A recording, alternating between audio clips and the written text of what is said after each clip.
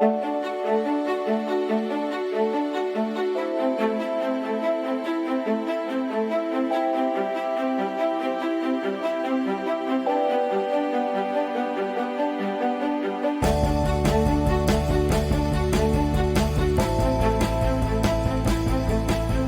is FX Medicine. I'm Andrew Whitfield-Cook and welcome back to our afternoon panel, day 2.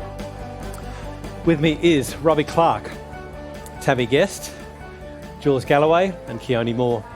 And today we're speaking about something that was brought up yesterday. A question to Dr. Amy Myers was, how do you attract more patients? And I think this is a key thing that a lot of naturopaths and natural health practitioners in Australia struggle with.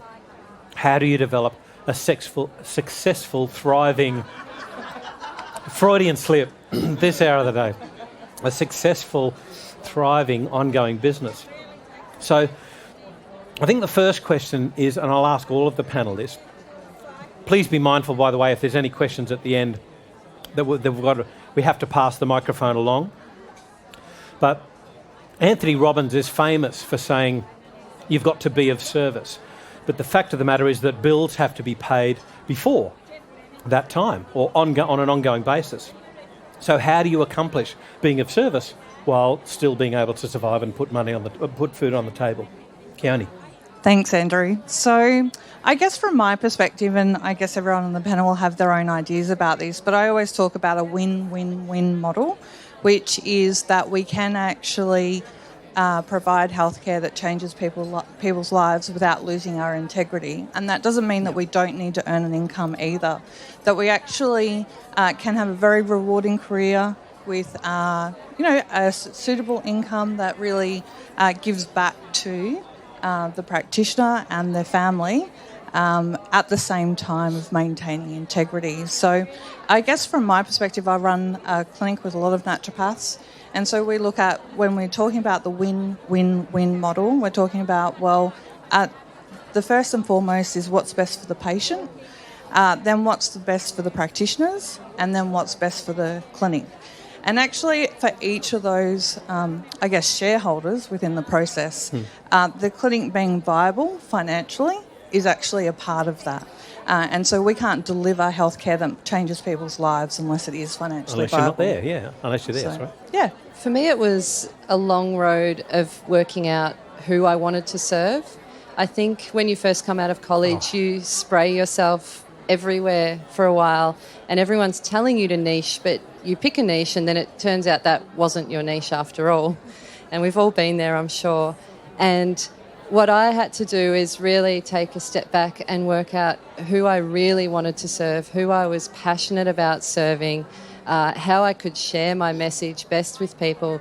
And then the people that I really wanted to serve started to come once I started to really speak to them and only them. And from there it was really a case of discovering my own worth and charging my own worth. And so you've got to be one part business, but one part also a little bit woo-woo sometimes in getting in touch with how you want to practice. And you don't have to be like everybody else. So I was more passionate and more emotional, and I share a lot more of my story, and that works for me. It doesn't work for everyone. Some people can't do that and they go down a different business path. So I think there's a lot of self-discovery that has to come first as well. Can I ask a secondary question to that? And sorry, it's just that you've tweaked a memory. I was speaking with Ren Dubois yesterday. Yep. And she spoke about having the energy. And she went through years of pouring out this energy after energy. She used to run a medical clinic and organise talks and seminars and everything like that. And she just wound up running herself into the ground. And she said it was key to find her purpose. And that's where the energy, the sort of boundless energy comes from. Would you agree with that? Yeah, I created a program for adrenal fatigue because that's what I was really passionate about. And then there's this running joke now that I created adrenal fatigue in myself whilst creating a program for adrenal fatigue. It can be a bit of a windy road. He just wanted to know what it's like for the patients to go through. Yeah, but I do think when you're trying to be everything to everyone that you're going to become unstuck. Great, thanks. Tammy? Yeah, so I agree wholeheartedly. Win-win-win. And finding the right person that you really want to serve, because your message will be really specific for them. The thing about being burnt out is that there is also how you want to run your clinic. And when I was coming through my training, it was only going to clinic. It was clinic, seeing people one-on-one. But we have the opportunity now with online and so many other modalities and so many other things that we've done in our past that we can actually meld it as a practitioner. It doesn't just have to be sitting there one-on-one with clients. And I know that Keone does research, Jules does an amazing podcast, I do an online tribe. There's all of these things that are really in alignment with these pieces of us that become really powerful for our clients rather than just the old school model. It doesn't have to be like that. It has to be in alignment with you. And when it is in alignment, it flows and you don't run out of energy. And Robbie, you've got an addendum to this, and that is the practicalities of running a clinic from the platform aspect, don't you? Yeah, absolutely. And it's an online platform. So as you know, I can speak on both parts in the fact that I was in private practice for 8 years, found a gap in the market, found a niche, and that was the online aspect, but the accessibility to healthcare, but also the reachability. And so I started a online consulting platform for allied health professionals. Now, if we're talking about how you get that up and running, you really need to set all your goals in place before you do it. There are so many people who leave college, university, and think that private practice is going to be a luxury. It's going to be, it's exactly what I want to do. I don't think they realise the challenges that they're going to be facing. And if you are able to know what those challenges are before you even start, you're going to be well prepared. And then you can address those barriers before you even start building your practice. Mm-hmm. And then once you've built it, it's about maintaining it, as well as your mental health as well. I think everyone can agree with that. Yeah. Jules, you've got a great story in how building and diversifying your business enabled you to give back in ways that we don't often think. Can you tell us a little bit about this story? Because it's really enlightening, please. A little over a year ago, it was November 2016, I was on the Naturopathics Facebook page, the big one, the Practitioner Network Facebook page, and I saw a call out for, they were putting together, there's a group called Involvement Volunteers International, a naturopath called Lauren Lacey is the director, and they put together a trip of practitioners, and it could be doctors, nurses, naturopaths, nutritionists, physios, everything. And I saw the thread, and the thread was, gee, I'd love to go to that, but I've got 2 children under 5. Gee, I'd love to go to that, but I'm 7 months pregnant. Gee, I'd love to go to that, but my boss won't give me time off work from the clinic, et cetera, et cetera. And I was sitting there reading all these reasons going, I'd love to do that, and I can. Yeah. Because so much of my business is online, I could just take my laptop with me, and I did. And, people are always talking about that laptop lifestyle, and the reality is that you end up doing most of it at home from either your office or your couch, but then occasionally you'll do it from somewhere really exciting and then post a photo on Instagram, hashtag laptop lifestyle, hashtag location independent, but most of it's done at home. But when you do have that flexibility, when an opportunity comes up like that, you can take it. And now from that trip, we went to Greece and we worked in the Syrian refugee camps, and from there, I formed a relationship with IVI, and now I'm their Fiji nutrition coordinator. And I take teams of naturopaths, nutritionists, nurses, physios, and this time we're actually taking a GP who's here today. Fantastic. Actually, that's in our August trip. Yeah. And now I can do that 4 times a year. And now we're looking at Samoa, and we're eyeing off Bali, and the sky's the limit. And I don't see clients from overseas yet. I just try not to do 2 things at once, but I can take everything else with me and continue to run it while I'm away. Tammy, you lead one of the largest mentoring networks in Australia. Tell us what are the pressure points that naturopaths are facing?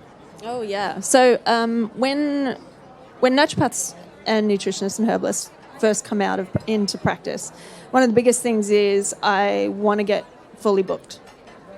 I bet there's heaps of people out here who I want to get fully booked. And then you get fully booked and you're like, I need the money to support these full books and the people who can help me. So I need staff and I need the cash flow to be working. And then you get the growth happening and it's like, okay, I'm in burnout and I need to bring the balance back around. And they're the three biggest things. One's clients, then there's cash, and then there is burnout. Yeah. And some of the cool things like what Robbie's created, these systems to hold things in place so that you can be supported by that. Having mentors is an incredible opportunity to see where all the pitfalls happen just in front, just what might be coming up for you. And then the cash flow thing is a really big deal. Like Jules was saying around our mindset and what we're ingrained as a profession around, there's this shift that's happening with bringing in some woo-woo as well as bringing in the systems to really get nailed on the numbers that we really need to keep afloat as a business so that we can keep helping as many people as we're here to help. Keone, you and I have done a podcast on your story about business building and nearly giving up and locking that clinic and wanting to walk away and just never coming back, to changing around your clinic to an absolutely thriving business, to now doing research. So what advice have you got for practitioners who aspire to A, get a thriving business, and B, want to diversify into giving back in ways of research to furthering our profession? So I guess the first part of that question is, I think it's really important to realise that we don't know what we don't know. So often when we're graduating or going into setting up a clinic, there's a whole lot of things that we don't know about. But if you don't know that you don't know them, then there's no way to access that information. Like, I know that I can't fly a helicopter like Tammy, but I guess when I went... But I'll have a crack. Hey, it doesn't look that hard. That's easy. But what going could possibly into... go wrong? But going into practice, you know, when I went straight out of university, straight into private practice, and it was all about how do I apply this therapy to this condition, and there's a lot to learn in those first few years with that alone. But I just didn't realise I didn't know how to run a business. And so then I took the next step and opened a clinic, that just made that knowledge gap fast, much, much bigger. So I think that accessing mentoring and other people that have been in practice is a really important aspect, because they're going to highlight things like, oh, I'd never thought of that. And so hopefully you don't need to go through the same challenges. And I've spoken to some of the people here that I went through university with, and we've shared some of those challenges that we've had over the years. And it took a lot of determination to get over the big mistakes that we made. And we all did. So I think taking the shortcut for the people going through that process now is the best way. Do you see commonalities in the mistakes that practitioners make? Absolutely. And I think the first time that I realised this was just after I hit breaking point, where I was like, I never want to see this clinic again. And I started talking to people at conferences. And when I was in it, I thought I was the only one. Right. Once I started to have conversations with other people, I went, they went through that too. Like, somehow I'd made it about what I was doing wrong rather than there's a knowledge gap that just isn't there. So, with people like Tammy and, I guess in terms of the people that do mentoring, they can access that help. I'll throw to Robbie just quickly. The online world is so important now. Whether we like it or not, it's here. It's like genetic profiling. Whether we like it or not, it's here. IVF was a problem. It's here. So can you tell us how you've integrated that into your practice and specifically answer the question or the concerns around privacy? Absolutely. So whenever I hear a practitioner saying, I've expanded my practice to online, my first question is, what materials are you using? It's the general Skype, okay? Might be some Word software that they're using to take medical notes. And then they might use a practice management tool like Clinico, Best Practice, things that people are very familiar with. That's 3 different tools. And a lot of that is not secure.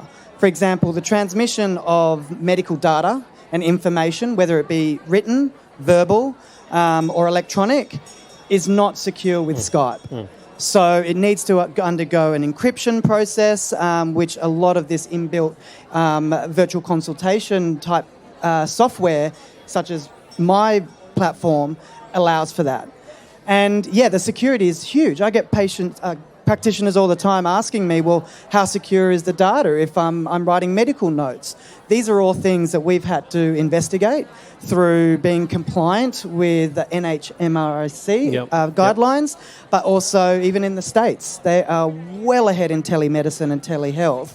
Australia's just catching on to it. Yep. And so if you want to go down that path as a practitioner, you need to make sure that you have all of that security, because if you get audited, you can get into a lot of trouble.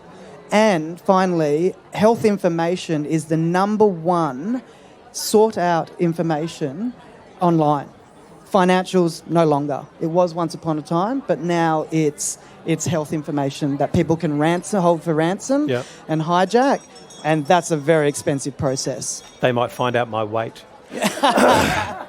Guys, thank you so much for joining us on the panel today. I hope this has given you some new information, maybe some aspirations to go on with in your lives and your careers. And please, again, if you've got more questions, #AskFX if you want us to ask these practitioners more questions for you. Thanks very much for joining us today. You can find all the videos from the FX Medicine Live stage at the 6th BioCeuticals Research Symposium in Melbourne by going to the FX Medicine website and clicking on Industry Insights under the Community tab.